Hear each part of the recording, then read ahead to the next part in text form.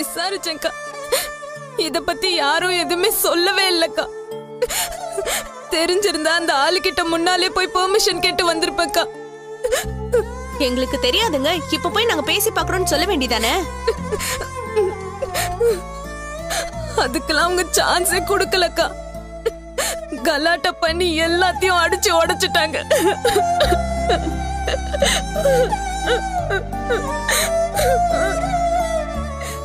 சுதா, அழாத, அழாத. எங்க யாரோட ஆதரவும் இல்லாம நீ செல்வத்தோட சேர்ந்து இந்த முயற்சியில ஈடுபட்ட.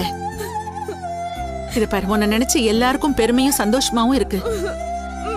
நீங்க பெரிய அளவுல ஜெயிக்கணும்னு மனசார வாழ்த்ததாம நாங்க எல்லாருமே அங்க வந்தோம்.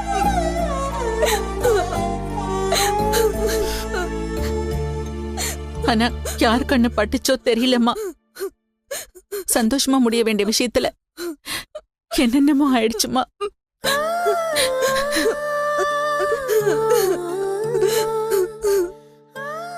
பார், எங்களாலேயே இதை தாங்கிக்க முடியலன்னா உன் மனசு எவ்வளவு வேதனைப்படும் எனக்கு புரியுது. ஆனா நீ அதையே நினைச்சு அழுதுட்டு இருக்கிறதால எதுவுமே நடக்க போறது இல்லம்மா. இங்க பார், இப்ப ஒரு பிரச்சனை வந்துருச்சு, அத எப்படி சரி பண்ணலாம்னு யோசி. இல்லம்மா, எதுவுமே சரி பண்ண முடியாது. எல்லாமே முடிஞ்சு போச்சுமா.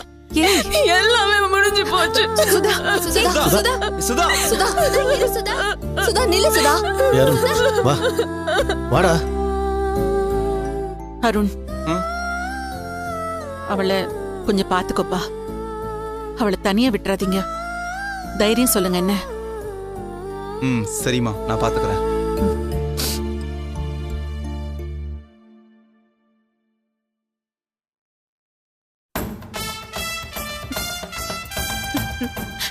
இப்பதான் பாலா சார் நம்ம சொன்னதை ஒழுங்கா ஃபாலோ பண்ணிருக்காரு.